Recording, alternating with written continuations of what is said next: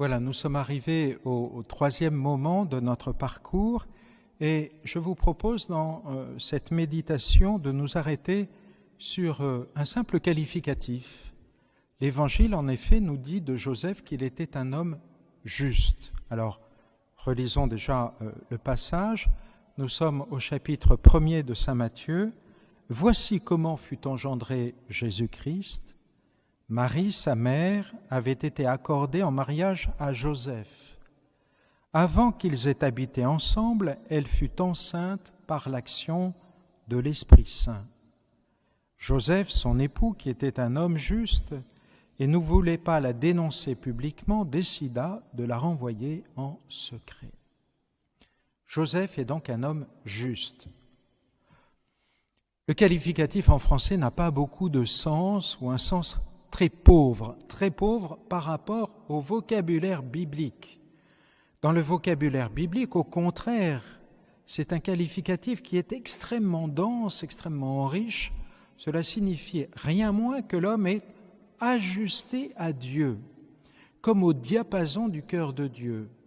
Comme si Joseph, voyez, aimait à la manière divine, comme si Joseph était parvenu à une telle connivence avec Dieu qu'il fonctionnait un petit peu sur le même mode que Dieu, il aimait sur le même mode que Dieu. Alors, premier point de notre méditation, c'est que si Joseph est ainsi un homme juste, ça n'est pas d'abord à cause de qualités qu'il aurait en lui, à cause d'un investissement généreux qui aurait été particulièrement déployé chez lui. Si Joseph est ainsi un homme juste, certes, tout cela a sa place. Mais c'est d'abord parce que Joseph a été justifié. Joseph a d'abord reçu sa sainteté de Dieu. Il l'a accueillie. Il s'est ouvert à elle. Joseph est d'abord un homme qui a été sauvé, sanctifié par Dieu. C'est un point évidemment très important et je crois que ça nous ramène peut-être au cœur de la vie chrétienne. La vie chrétienne, contrairement à ce que nous pouvons penser souvent, ça n'est pas d'abord de faire des choses pour Dieu, mais c'est d'abord de reconnaître, d'accueillir avec émerveillement ce que Dieu fait pour l'homme et de le recevoir pour nous-mêmes. Dieu veut nous sanctifier, Dieu veut nous transformer, son amour est vivifiant en nous, et c'est peut-être la première question que nous pose Joseph. Que fais-tu, toi, pour t'ouvrir au don de Dieu ?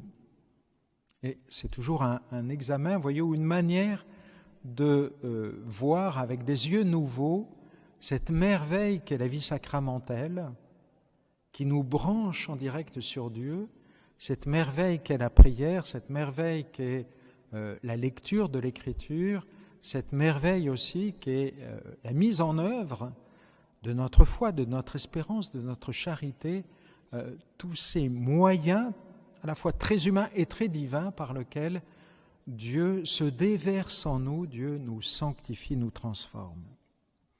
C'était le premier point. Le deuxième, c'est que si Joseph a été un homme juste, il ne l'a jamais été d'une manière spectaculaire, extraordinaire, au point que pour les habitants de Nazareth, qui le connaissaient bien, semble-t-il, qui l'ont vu vivre, il n'était rien d'autre que le charpentier. Et Joseph nous invite à redécouvrir l'importance de cette sainteté de l'ombre, de cette sainteté du quotidien, de cette sainteté de la vie ordinaire, qui est la nôtre, à l'immense majorité de nous. Et le pape François, qui est très sensible à cette idée, nous invite à faire mémoire de ce qui se passe, ce qui s'est passé pendant la pandémie, et peut-être pendant le premier confinement tout particulièrement. Nous avons découvert à ce moment-là, pendant ces mois où nous étions tous comme enfermés chez nous, que les hommes, les femmes qui jusque-là avaient occupé le devant de la scène, grands artistes, hommes de lettres, hommes des médias, hommes et femmes du showbiz, les people en général, ces gens-là, maintenant, revenaient, si vous voulez, dans l'ombre, et par contre, nous prenions conscience que quantité d'hommes et de femmes, éboueurs, personnes de la santé, commerçants qui étaient toujours là dans leur commerce, tous ceux qui, vous voyez, permettaient à la vie de continuer, tous ces hommes qui jusque-là avaient été bien loin des projecteurs, eh bien, c'était eux qui devenaient des hommes et des femmes de l'essentiel. Et je crois que cette petite expérience humaine que nous avons faite nous permet de prendre conscience qu'il en est de même dans la vie de l'Église. Un homme qui a passé complètement inaperçu aux yeux de ses compatriotes de Nazareth, cet homme-là a eu un rôle fondamental dans l'histoire du salut. Et ça n'est pas, vous voyez, parce que notre vie passe inaperçue, y compris notre vie ecclésiale, qu'elle n'est pas fondamentale. Ce sont parfois les piliers les plus cachés, les fondations qui ont le rôle le plus important dans chaque édifice. Il en est de même certainement pour la vie de l'Église. Ce ne sont pas ceux qui parlent le plus, ceux qui font le plus parler d'eux, qui sont souvent les plus importants.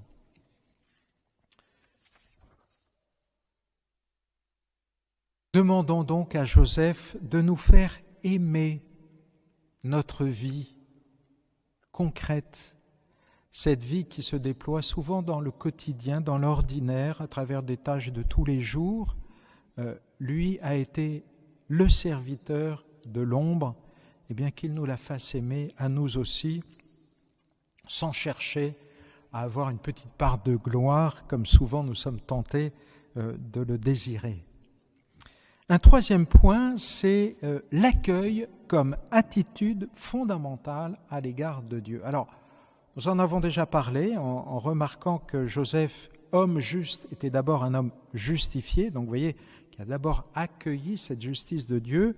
On peut aller plus loin en revenant aux premiers événements dont nous parlent les évangiles de l'enfance, cette succession d'événements contrariants, c'est le moins qu'on puisse dire, pour le jeune couple, Marie et Joseph, depuis le départ, à cause du recensement, le départ vers Bethléem, et puis la naissance dans des conditions si difficiles, si délicates, et puis la fuite brutale pour échapper à Hérode et à ses gardes, et puis la vie comme migrant en Égypte, et puis le retour, et puis le changement d'orientation. On pensait d'abord revenir en Judée, et puis finalement c'est à Nazareth parce que Archélaüs est là et qu'il est menaçant.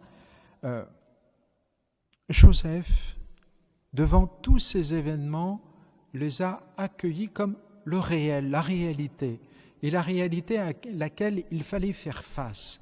Et là, je crois qu'il est un modèle parce que, qui que nous soyons, nous aimons bien nourrir des projets, des rêves, des désirs, etc., et puis les projeter. Et puis quand la réalité vient et bouscule tout cela, évidemment, nous nous mettons en colère, nous pouvons nous révolter, même prendre à témoin Dieu et se plaindre devant lui de ce qu'il n'a pas réalisé ce que nous désirions. Ça n'a pas été l'attitude de Joseph. Et là, Joseph est vraiment un guide pour nous,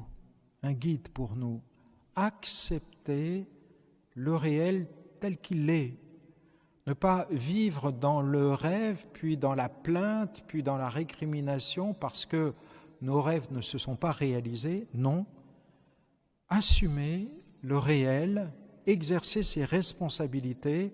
Là, Joseph est vraiment un modèle. Et en cela, vous voyez, il accueille l'histoire que Dieu lui donne à vivre. Il assume la responsabilité.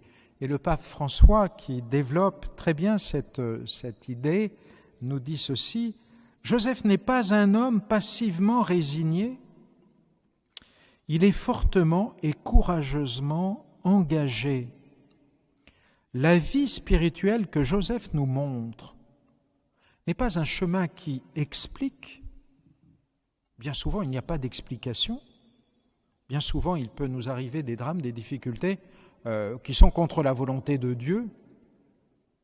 Nous sommes témoins, je ne sais pas, d'une malveillance ou d'une maladie ou d'un événement tragique qui ne correspond certainement pas à la volonté de Dieu, mais voilà, l'événement est là, et donc la vie spirituelle que Joseph nous montre n'est pas un chemin qui explique, mais un chemin qui accueille. Et François poursuit, accueillir, c'est une autre chose que se résigner. Cela crée un appel d'air à l'Esprit Saint. Ça, c'est magnifique parce que c'est notre foi, à savoir que dans tous les événements que nous vivons, y compris des défis qui sont terribles à vivre, à relever, la grâce de Dieu accompagne l'événement, elle est là dans l'événement. Dieu ne nous abandonne jamais. C'est l'expérience de saint Paul. Nous savons qu'avec ceux qui l'aiment, Dieu collabore en tout pour leur bien. Donc je le redis, même quand l'événement ne correspond pas du tout à la volonté de Dieu, il n'empêche, Dieu collabore en tout pour leur bien avec ceux qui l'aiment. Donc nous pouvons, vous voyez, quelles que soient les difficultés, les obstacles, les défis que nous avons à relever, croire que Dieu est là dans l'événement, sa grâce est là, il est là à nos côtés et nous pouvons courageusement, vous voyez, déployer une créativité, chercher la solution et nous engager. En cela aussi, Joseph a été un homme juste. Laissons de côté, c'est le pape François, la colère et la déception et faisons place, sans aucune résignation, mais avec une force pleine d'espérance, à ce que nous n'avons pas choisi et qui pourtant existent. Voilà la vie, on pourrait dire, les yeux ouverts comme Joseph l'a vécu. Un autre point sur lequel nous pouvons nous arrêter, c'est un simple verbe dans l'Évangile, au chapitre 2 de Matthieu, « Apprenant qu'Archélaüs régnait sur la Judée à la place de son père Hérode, Joseph eut peur de s'y rendre. Averti en songe, il se retira dans la région de Galilée, etc., et vint habiter dans une ville appelée Nazareth. » Quelle est l'action de Joseph ici? Qu'est-ce que nous dit l'Évangile? Eh bien que Joseph, tout simplement, a eu peur. Joseph a connu la peur, vous voyez. Jésus a connu la faiblesse. Joseph a fait l'expérience d'être faible, vulnérable, fragile, et en tout cas de ne pas faire le poids par rapport à Archélaüs et à la perspective de devoir l'affronter. Et en cela aussi, Joseph est un modèle, mais combien encourageant pour chacun de nous. Voyez, Joseph ne pèse rien devant ce petit roi, Archélaüs, rien devant sa méchanceté. Et pourtant, malgré cela, c'est à lui que sont confiées les deux personnes les plus précieuses de toute l'histoire humaine, Jésus, enfant, et Marie, sa mère. Donc c'est à un très fragile qu'a été confié le bien le plus précieux que Dieu pouvait confier à l'homme. Quel bel motif d'espérance. Notre faiblesse, voyez, notre fragilité, notre vulnérabilité ne sont pas des obstacles pour accomplir notre mission, quelle qu'elle soit. Elle est toujours grande et belle. Et quand on a un peu de lucidité, elle est toujours au-delà de nos forces. Mais nous pouvons, voyez, l'assumer, quoi qu'il en soit, des peurs que nous éprouvons. Joseph en a connu. Jésus lui-même a tremblé de peur, nous le savons, à Gethsémani. Il est tombé à terre devant la perspective de la mission qui était la sienne. Donc n'ayons pas peur de notre faiblesse, n'ayons pas peur même par moments de frémir, d'éprouver très douloureusement notre faiblesse. Elle n'est pas un obstacle. Et là, j'aimerais lire quelques lignes du pape François. Nous pensons trop souvent que Dieu ne s'appuie que sur notre côté bon et gagnant. Bon et gagnant. Alors qu'en réalité, la plus grande partie de ses desseins se réalise à travers et en dépit de notre faiblesse. C'est vraiment à méditer, voyez. Ce qui, pour nous, d'un regard humain, tout ce qu'on met en avant, voyez, dans notre... Admettons que nous ayons à écrire, à présenter un curriculum vitae, on met en avant toutes nos qualités, tous nos atouts, nos compétences, notre formation, tout ce qui nous donne du poids. Ça n'est pas ainsi que Dieu nous regarde. Dieu nous regarde avec tout ce que nous sommes, et y compris cette partie de nous-mêmes, fragile, vulnérable, limitée, même parfois avec des failles réelles. Voilà ce que Dieu regarde et ce sur quoi il compte également pour notre mission. Et là, nous pouvons, comme le pape François nous y invite, nous souvenir de saint Paul. « Pour m'empêcher de me surestimer, écrit l'apôtre, j'ai reçu dans ma chair une écharde, un envoyé de Satan qui est là pour me gifler, pour empêcher que je me surestime. Par 3 fois, j'ai prié le Seigneur de l'écarter de moi, mais il m'a déclaré « Ma grâce te suffit, car ma puissance donne toute sa mesure dans la faiblesse. » Et François commente « Si telle est la perspective de l'économie du salut, donc de la manière dont Dieu sauve l'homme, alors nous devons apprendre à accueillir notre faiblesse avec une profonde tendresse, pas seulement la faiblesse des autres, mais la nôtre aussi. Et c'est difficile. Regardez notre faiblesse avec tendresse.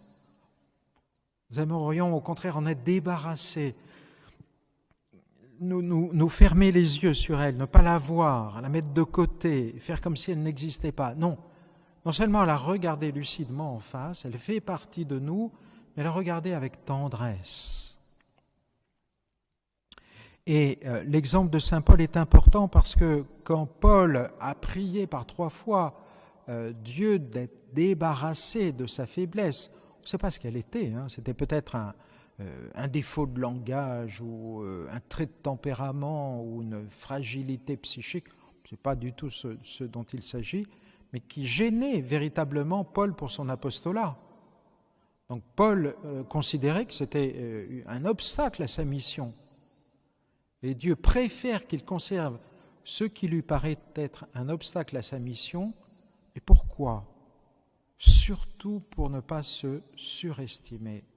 Pour être, voyez, un petit, un fragile qui du coup ne cesse de mendier la grâce de Dieu, l'aide de Dieu. Et la leçon est là. Paul, ta faiblesse, tu la garderas. Tu la garderas parce que ma puissance à moi, Dieu, se déploie dans ta faiblesse. Donc n'aie pas peur de ta faiblesse, accueille-la, marche avec, tu la conserveras toujours, mais elle sera comme ton gagne-pain, le gagne-pain de la force de Dieu, de l'aide de sa grâce, ce qui fait que tu ne compteras pas seulement sur toi, ce qui aurait été ta grande tentation si tu étais plein de qualités et sans aucune limite et faille, tu ne compterais que sur ta force à toi. Non, là, au contraire, tu es obligé d'appeler aussi la force, la grâce, l'aide de Dieu. Donc ce sont là, vous voyez, des points fondamentaux. En cela aussi, Joseph a été juste. Joseph était certainement un mendiant de Dieu. Un homme qui, pour cette mission qui le dépassait de toutes parts, être le représentant sur terre de Dieu le Père à l'égard du Fils de Dieu, eh bien, pour cette mission, évidemment, Joseph sentait le décalage entre ce qu'il était et la mission à laquelle il était appelé. Et certainement, Joseph a été un mendiant de la grâce de Dieu. En cela, il était profondément un homme juste. Dernier point, c'est que Joseph En étant, vous voyez, en aimant sa faiblesse, en acceptant sa faiblesse et en l'aimant, Joseph est vraiment ici animé par l'Esprit de Dieu. Je dis ça parce qu'il y a un discernement à faire avec la manière dont le démon, le mal, nous fait regarder notre faiblesse. Et il y a de fait une manière, je dirais, démoniaque de regarder notre faiblesse chaque fois qu'elle nous décourage, qu'elle nous écrase, qu'elle nous désespère. Alors là, on peut dire que la lumière ne vient pas de Dieu, mais qu'elle vient de l'autre. Chaque fois, vous voyez que la lumière sur nous-mêmes nous écrase, nous décourage, nous déprime, alors non. Ce n'est plus un regard de tendresse sur nous. Et on peut se poser la question, qui est derrière ce regard?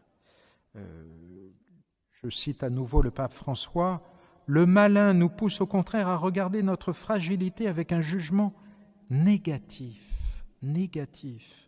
Tu n'y arriveras jamais. N'essaye pas d'être l'ami de Dieu, n'essaye pas de croire que tu as une mission. Regarde, tu es encore tombé, c'est trop fort pour toi, etc., etc. » Vous voyez, 1000 manières dont le malin cherche à nous décourager. Au contraire, dit le pape François, l'Esprit, lui, met en lumière notre fragilité avec tendresse. Vous voyez, nous retrouvons ce mot et cette attitude fondamentale. Alors, Joseph est un homme, il reste 2 points à voir, Joseph est un homme qui a renoncé à vouloir tout contrôler, tout maîtriser. Nous le voyons bien dans sa vie, Il a été sans cesse déconcerté, conduit là où il ne pensait pas aller. Il imaginait, j'imagine, quand il était jeune, un mariage avec celle qu'il aimait, une vie de famille très ordinaire, avec beaucoup d'enfants sans doute, avec celle qu'il aimait, Marie. Et puis, ça a été un appel tout à fait différent. Et puis, on a vu comment cet appel s'est réalisé concrètement dans sa vie. Joseph a accepté de se laisser conduire, d'être déconcerté, d'être désorienté. Alors, ça ne veut pas dire qu'il n'y ait pas des projets à faire, à construire, évidemment. Envisager l'avenir, nous ne sommes pas irresponsables, mais en même temps, vous voyez, est-ce que je suis prêt à ne pas tout maîtriser? Est-ce que Dieu peut bouleverser ma vie sans que ce soit un drame pour moi, sans que je sois complètement découragé? Alors le dernier point, il fallait bien lui faire place. Joseph a été un homme de l'obéissance. Joseph est obéissant. Joseph ne parle pas beaucoup dans l'Évangile, c'est même un taiseux. Nous n'avons pas un seul mot de lui, mais Joseph est un homme qui agit. Et chaque fois que l'ange s'adresse à lui, et à travers l'ange, chaque fois que la volonté de Dieu est manifestée à Joseph, immédiatement, il se lève et il met en œuvre. En cela, il est vraiment l'exemple de l'obéissance. Donc vous voyez, chaque fois que la volonté de Dieu lui est présentée, on me dirait c'est quand même assez exceptionnel. La volonté de Dieu lui est présentée à travers des songes angéliques. Oui, mais ce n'est qu'une petite partie de la vie de Joseph. La plupart du temps, je pense que Joseph, comme nous, a été conduit par ce qu'il connaissait des commandements de Dieu et puis par sa conscience. Il ne faut pas imaginer que la vie de Joseph a été faite d'extraordinaire. Il y a bien ces 4 annonces, ces 4 songes qu'il a dans son sommeil, mais le plus souvent, Joseph a été un homme qui a suivi sa conscience, qui a suivi aussi les prescriptions, je dirais, les prescriptions de tout juif. On le voit avec Marie suivre d'une manière très ordinaire, d'une manière très simple, les prescriptions qui sont celles de tout juif. D'abord en allant conduire l'enfant dès le 8e jour pour sa circoncision et pour la purification de la mère. Et puis ensuite, nous voyons que tous les ans, ils font le pèlerinage de Jérusalem. On pourrait dire que Joseph est là encore un maître de cette humble obéissance à travers, je dirais, la voie, alors on va faire la transposition, la voie de l'Église, la voie des autorités civiles, la voie du code de la route, la voie du travail bien fait, cette obéissance au commandement de Dieu tel que l'Écriture nous les dévoile aussi. Joseph n'a pas été son propre maître qui en prend et qui en laisse, qui voit ce qu'il a envie de faire et puis qui s'estime au-dessus des lois, au-dessus des règlements, au-dessus de ce que des prescriptions de l'Église aussi. Joseph est un homme qui a choisi cette obéissance chaque fois que la volonté de Dieu lui est manifestée. Et on pourrait dire aussi Joseph était obéissant à son fils à travers toutes les demandes qu'il lui adressait. Il y a une obéissance mutuelle aussi de Joseph et de Marie dans cette délicatesse de l'amour qui cherche à faire plaisir à l'autre, à anticiper ce qui fera plaisir à l'autre. En cela aussi, il y a une sorte d'obéissance mutuelle des conjoints, une obéissance mutuelle aussi des parents et des enfants. Non pas que les enfants mènent tout à la baguette, c'est pas ça, mais on est attentif au bien de l'autre. Et le bien de l'autre devient en quelque sorte notre maître aussi. Qu'est-ce qui est bien pour l'autre? Qu'est-ce qui le fera grandir en vérité? Qu'est-ce qui va lui permettre d'être davantage l'ami de Dieu? Alors, nous terminons ce parcours, terminons-le en remerciant Joseph et en lui demandant de continuer à nous manifester à chacun, à chacune, comment marcher avec lui à la lumière de son exemple, à la suite du Christ comme des disciples. C'est bien notre désir à chacun. Joseph a été le père de Jésus. En même temps, il a été, comme Marie, des maîtres disciples. Alors, suivons-les l'un et l'autre pour nous aussi grandir comme disciples de Jésus.